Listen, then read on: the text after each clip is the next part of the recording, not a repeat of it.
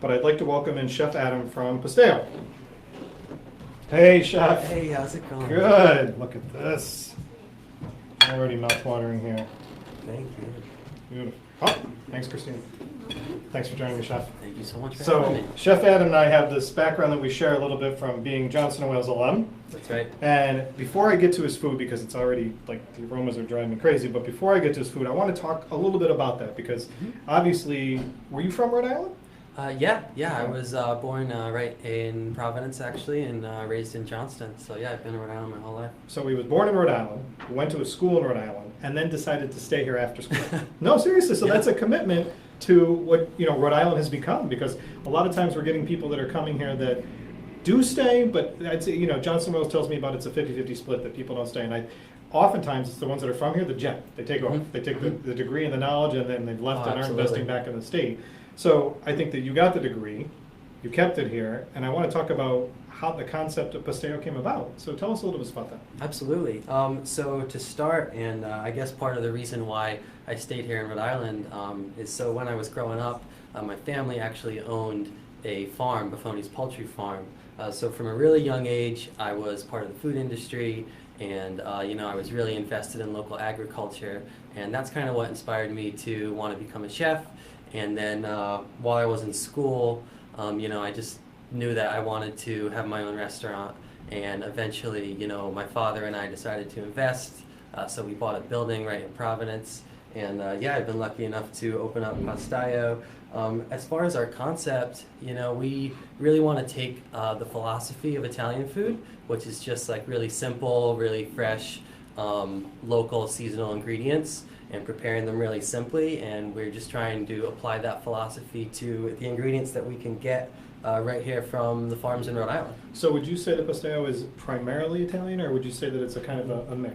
I would say that we're a new American restaurant New American. with just really heavy Italian influences. Okay. Yeah, absolutely. So the building that you and your father invested in, and I definitely want to come back to the farms because I think that's an incredibly important point, but let's talk a little bit about the building. So I had on, I don't know, a month ago or so, I had Louis Fuller's on and was able to talk about them when we did a French-inspired segment. And then last week I had Sin on. Now, both those restaurants are in walking distance to you. Right. Now, going back, not even, 6 months ago, 7 months ago, it was Louis Fuller, and then came you, and then came Sin. So all of a sudden we've got another pocket in Providence that you would not have thought could explode or grow to have this restaurant community. And I only, I invited Sin on because we did cover the Sucre event they did, but I only ended up at Sin because I was waiting for your cappuccino machine. So I ended up walking across the street and then coming back because I got a cappuccino over there to come back. Yes. And it was literally, it was a 2-minute walk to go diagonal across the street. Absolutely. So I have to give yourself, Sin and Louis Fuller's credit because I think that you guys are creating a new pocket in Providence, which is exciting to see. So how did you decide on purchasing that building? Because it wasn't a restaurant before. No, absolutely not. So we started looking for buildings to purchase or to rent for the restaurant in 2015, and we looked throughout the whole year, and we just ended up coming across this building because it was for sale and it was really well priced because, as you said, the area is really just starting to come up, and it was just well priced enough that we could afford to invest in it. And Nice. of course, like everything, it went way over budget. It took a lot Any longer restaurant than goes we way over expected. budget, yeah. Oh, absolutely. And it took almost a year and a half from the time that we actually Really? purchased the building to get open. Yeah. So you had to do a total remodel. I mean, you had to put in the kitchen, Yep. the hood system, the dining room, Everything. extend it all. We had to go as far as putting in new ceilings, new walls, because none of them were fire rated. We had to put in new gas lines because it wasn't rated for a commercial restaurant. So yeah, we had to do just about everything. So give us a little visual about the restaurant, because I have to give you, my honest impression walking in is that I felt like I was walking into someone's home. It's like an incredibly comfortable feeling.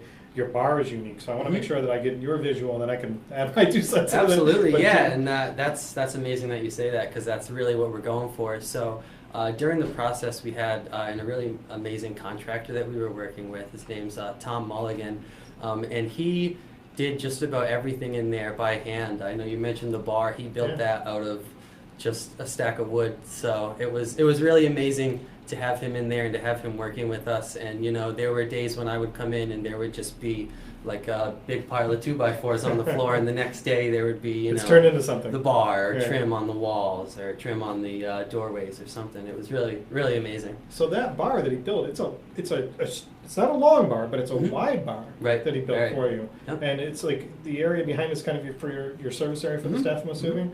So the style of the restaurant is unique in that way. So it's, I think, what, 6 seats at the bar maybe? 4. 4 seats at Yeah. the bar. Okay.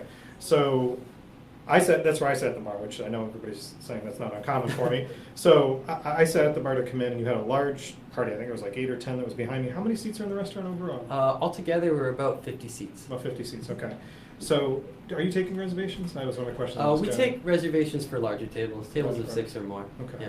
So to make that feeling, to go with that was your overall goal, or did that kind of develop as you're going through the Oh, construction phase? absolutely it was, yeah. All right. And then your partner in crime there that took care of me when I sat down, because I'm going to lead into wine Mhm. here. What's the connection? So Bethany and I actually met while we were in Johnson, Wales together. Surprisingly enough, we met. Not a Rhode Islander. No, not She's at all. not She's Rhode from Island. Georgia, I know. which is Sorry. amazing. It's we're lucky enough to have staff that are from all over the country and all over the world, really.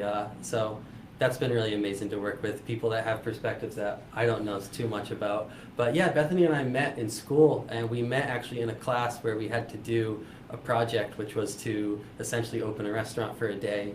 And she was handling the Really? front of the house, and I was handling the kitchen, and we just worked so well together that we went. Once I bought the building, almost immediately the first thing I did was contact her and ask her to be my partner. I have to give her a big shout out, because not only did she manage the front of the house, she picked out some amazing wines that you have on the wine list. And if I remember right, she picks the playlist for the restaurant. Oh, Is that right? absolutely. She picks the playlist for the music. So I have to give her a big shout out. And she helped me book you to get you in here. So thank you, Bethany, very much for all of that you're doing over there. And we had a great conversation the night that I was there. So I greatly appreciate it. So let's segue to that, to the wine. Let's talk about, because it is a unique, it's not a massive list, but it's a unique list to complement your foods. So before I open this bad boy to try it, tell us about this wine. Yeah, so this is one of the wines that we've had on since we opened, which is surprising because our wine list, just like our food list, is changing really consistently. So it's called Lona Bona. It is from the northern part of Italy. It's from Piedmont, and it's Sangiovese, which is the same grape that's used in Chianti. And it's got pretty light skin contact, so it's just a really light, really mild red. We're going to taste this, right? Absolutely. All right.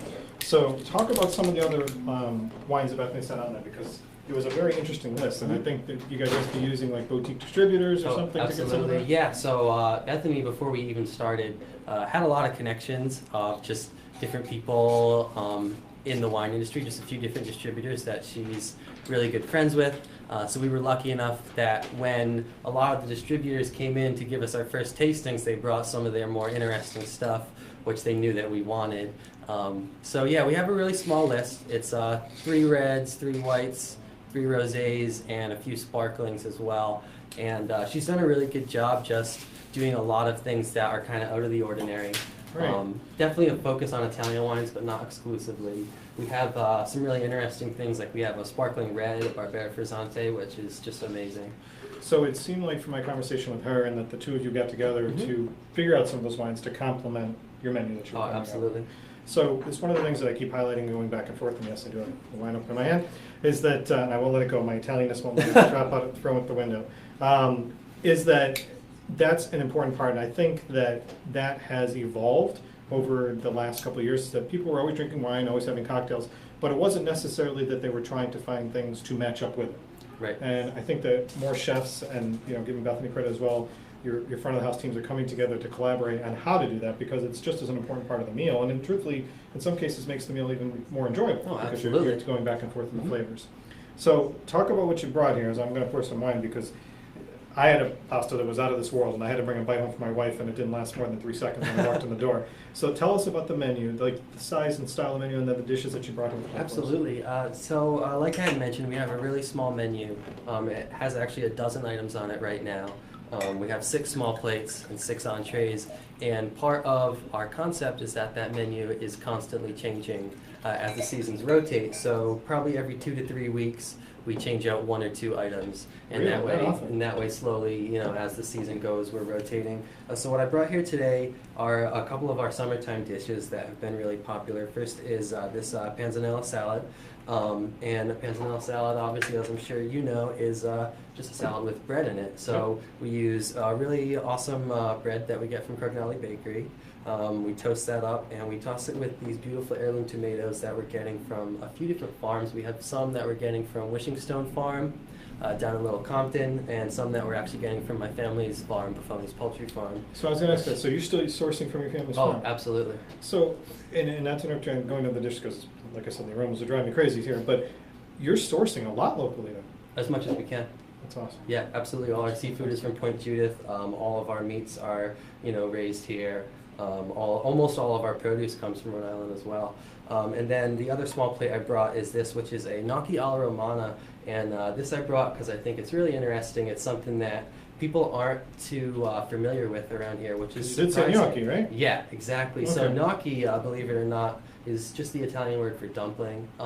And if you go around to different regions of Italy, the word gnocchi can mean, you know, a totally different dish one region to the next. Okay. So gnocchi alla romana, which is really just Roman-style gnocchi, are made with semolina flour and milk, which you actually cook into a dough, and you punch it out and bake them. And at first glance, what everyone says is, you know, they think sometimes they they're bring looking it to for the the little small table and potato, they're like, yeah. "Oh, this isn't gnocchi, is this polenta?" You know, Right. because it can look like it at first glance, but it really does have that nice pillowy texture that you'd expect from gnocchis. So but it's still like a cheese that's in So there's some Parmesan cheese, but for the most part, it's just a semolina dumpling. just a semolina dumpling. Okay. Yep. So I had this, and it was amazing. But that was the thing, and I wanted to highlight him saying that there was gnocchi, because when I brought it, my wife's like, "That's not gnocchi." I'm like, yes, it is. Right, right. Try it. You got to see it. And I'll be honest, is that I thought this was lighter. Mhm. Where when I'm having traditional, which maybe we'll call it that, the traditional gnocchi amount, Mhm. I fill it much faster.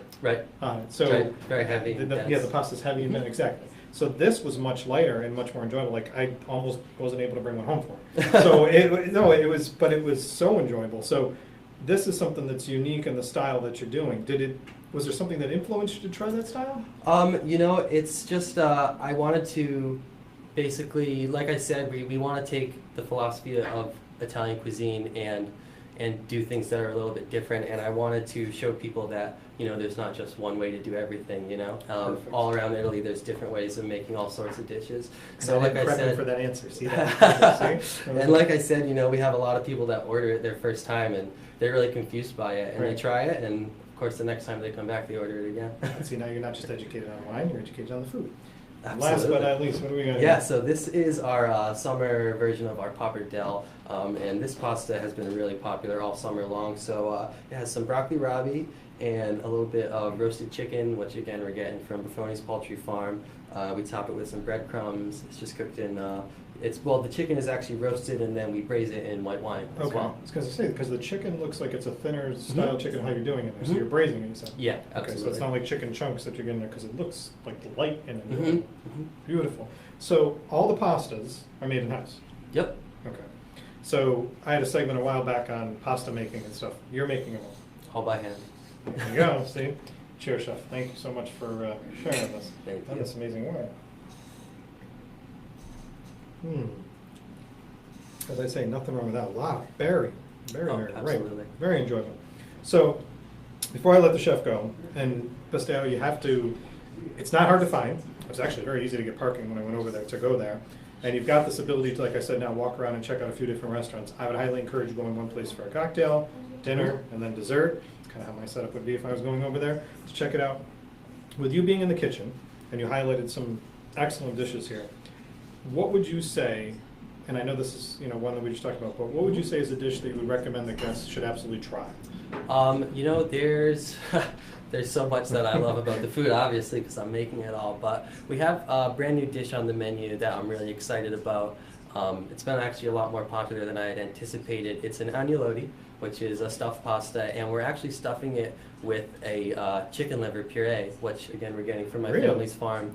Yeah, and then we serve it with some roasted cauliflower, some roasted eggplant puree, and a little bit of pecorino cheese, and that's been really popular. And it's a different take because most people Yeah. only know chicken liver as being served cold, you know, as a pate, and so this is served warm as the filling for a pasta, and it's really interesting, and people have been really liking So I just got an interesting question for you. Mhm. Going along with the dishes, there is that rotating into the seasonality of it. You're always going to have some pastas on the menu that you're going to Always. make in house. Okay.